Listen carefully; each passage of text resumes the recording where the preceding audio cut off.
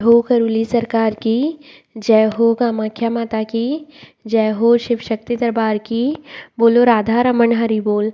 मेरा नाम हर्षिता गुला है और आज जो हम इस वीडियो में जानेंगे कि क्या था, हाँ, यंत्र के बारे में है ना, कि जब आप लोग अर्जी बंधन करने के लिए जाते हैं ना, तो पंडित जी के पास बाबा के दरबार में बहुत सारी ईंट रखी रहती हैं।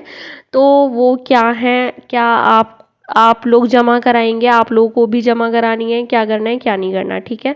तो सारे डाउट्स क्लियर कर लेते हैं क्योंकि ये चीज़ मुझे भी नहीं पता थी। बस मैंने सुना था कि हाँ ऐसा ऐसा कुछ करते हैं, तो फिर जब मैंने इसके बारे में डिटेल निकाली तो सबसे पहले मैंने भी वो काम किया, और मैं लेकिन आप लोगों को बताना भूल गई। वो तो अच्छा हुआ कि किसी ने कमेंट कर दिया।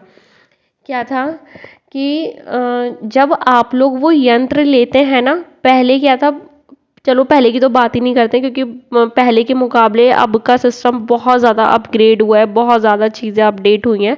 तो पहले की चीज़ को हटा देते हैं। पहले तो बहुत ज़्यादा बड़ा सा चीज़ें थी कि आपको 2 यंत्र देने होते थे, उस पे आपके मुखिया का नाम लिखते थे, फिर दरबार उनको मतलब चार्ज करके फिर आपको वापस करता था। तो मतलब बहुत सारी चीज़ें थी। तो इसी को थोड़ा बदलते हुए नई चीज़ लाई गई, क्योंकि भाई अब दरबार में इतने सारे लोग आते हैं तो किस किस को ये सारी चीज़ें देंगे, मतलब किस किस के लिए ये सारी चीज़ें करेंगे। तो इसके लिए एक चीज़ सिंपल से ये कर दी गई, जब आप अपने 9 हवन लेते हैं, ठीक है, तो 8वें और 9वें हवन में एक एक यंत्र की आवश्यकता पड़ती है। 8वें हवन जब आप करते हैं, 8वां हवन, तो उसमें एक यंत्र रखा जाता है, ठीक है। और जब आप 9वां हवन करते हैं तो उसमें दूसरा जो यंत्र रहता है वो रखा जाता है। टोटल आपके 2 यंत्र लगते हैं, ठीक है। तो यंत्र मतलब ईंट रहती है। जब मैं दरबार गई थी ना, तो एक वहाँ पर विशाल भैया हैं, तो मुझे वो मिल गए थे। मुझे नहीं पता था कि ये गुरुजी के साथ रहते हैं, बस मैंने उन्हें पकड़ लिया था, भैया मैं पहली बार आई हूँ, प्लीज़ मुझे समझा दो, ऐसे करके। अब तो हंसी आती है बहुत ज़्यादा। तो मैंने उनको पूछा तो वो बोले ये करना है वो करना है। अब तो मुझे ध्यान भी नहीं, बस मुझे यंत्र वाली चीज़ ध्यान है, वो यंत्र यंत्र बोले जाएँ और मैं बोलूँ ये यंत्र होता क्या है, ये यंत्र होता क्या है, और वो बताए नहीं। लेकिन क्या है, अब मैं आपको बहुत अच्छे से समझा देती हूँ। यंत्र कुछ नहीं है, यंत्र के रूप में वो एक ईंट रहती है रेड कपड़े में लिपटी हुई, ठीक है, ये है यंत्र और कुछ नहीं है। तो आपको क्या करना है, ये तो आप ले लेते हैं, लेकिन क्या है उसके बदले में जो यंत्र आपको दरबार से मिलते हैं, 500 रुपये का एक यंत्र रहता है, आपको 2 यंत्र लेने होते हैं। एक 8वें हवन में रखना होता है, एक 9वें हवन में रखना होता है। जब आपके दोनों यंत्र हो जाएं तो दोनों यंत्र एक सेफ जगह पर, उनमें थोड़ी थोड़ी दूरी बना करके रख देनी है, एक के ऊपर एक चढ़ा के नहीं रखना है, थोड़ी सी दूरी बना करके रख देनी है, ठीक है। लाइक एक ब्लान की थोड़ा कुछ है ना, ऐसे कुछ दूरी बना करके रख देनी, कि एक के ऊपर चढ़ा करके या सटा करके नहीं रखना है, मिला करके नहीं रखना है मतलब उन्हें, ठीक है। और ऐसी जगह रख देना है कि किसी की नज़र ना पहुँचे वहाँ पर, ठीक है। और उनकी पूजा जो है कब होनी है, साल में एक बार यंत्र रिचार्ज करने की आवश्यकता पड़ती है। वो आप किसी भी नवरात्र में करें, आप ना अपना एक हिसाब बना लें कि हमें इस वाले 9 नवरात्र में करने हैं। जैसे कि आपने अप्रैल मतलब अभी क्या था, मार्च, अभी जो ये नवरात्र बीते हैं, आपने इसका बांध लिया कि हम हर बार मार्च अप्रैल में जो नवरात्र आया करेंगे, हम हर साल उन्हीं नवरात्र में अपने यंत्र को रिचार्ज किया करेंगे, ठीक है। ऐसा बना लें, या फिर कोई जो दूसरे अक्टूबर वगैरह में जो आते हैं तब का बना लें, मतलब साल में उसको फिर बदलें नहीं कि इस बार इसमें कर लिए इस बार इसमें कर लिए, नहीं, एक फिक्स कर लें कि हमें हर साल इसमें करना है। जैसे हम लोग करते हैं, तो हम जो करते हैं वो अक्टूबर में या सितंबर में जो होता है हम लोग तब करते हैं, तो अब हम हर साल सितंबर वाले में ही किया करेंगे, ठीक है। तो आप लोग ये वाली चीज़ कर लें। और हाँ, यंत्र का तो क्या है, जो आप 2 यंत्र लेते हैं उसके बदले में जहाँ से अर्जी बंधन मिलता है ना, वहाँ पर आपको 30-30 रुपये जमा कराने होते हैं। उसके लिए कार्ड में रिचार्ज नहीं करवाना होता, डायरेक्टली आप 30 रुपये उनको दे दो। 30 रुपये में 2 यंत्र मिलते हैं, चलिए 60 रुपये में 2 यंत्र मिलते हैं, मैं भूल गई हूँ, है ना, क्या है क्या नहीं है। तो आप फिलहाल उनसे 2 यंत्र ले लेते हैं। वो आपको फिर रेड कपड़े में लिपटा के नहीं देते, वो नॉर्मली बस 2 आपको ईंट दे देते हैं।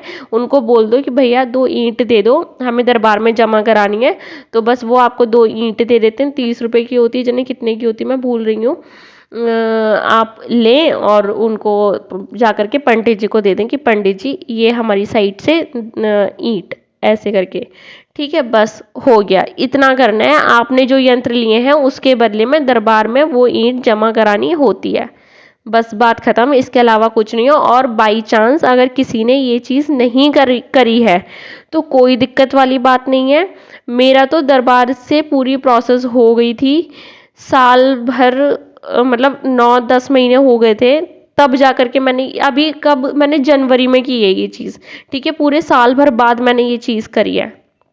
कहाँ हमारी प्रोसेस जनवरी फरवरी 2022 के स्टार्टिंग में हुई थी और मैंने ये अब 2023 के उसमें की है जनवरी में, ठीक है। तो इतना कोई परेशानी वाली बात नहीं है, मैं इतने बहम नहीं पालती नॉर्मली, तब से अब तक मैं ठीक ही ठीक हूँ और बहुत अच्छी होती आ रही हूँ, सारी चीज़ें अच्छी अच्छी होती चली जा रही हैं, ठीक है। तो कोई माँ बाबा ये देखते हैं कि भाई हाँ बच्चे को नॉलेज नहीं है इसलिए उसने नहीं की, नॉलेज होने के बाद वो नहीं कर रहा तो वो चीज़ है। तो मुझे पता पड़ गया था कि अच्छा मुझे ये चीज़ करनी है, फिर जब मैं दरबार गई मैंने ये चीज़ और कंफर्म की कि क्या चीज़ वाकई में है, ऐसे जमा करानी होती है या पहले का रूल है ये पहले करानी होती है। तो उन्होंने बोला कि नहीं करानी होती हैं।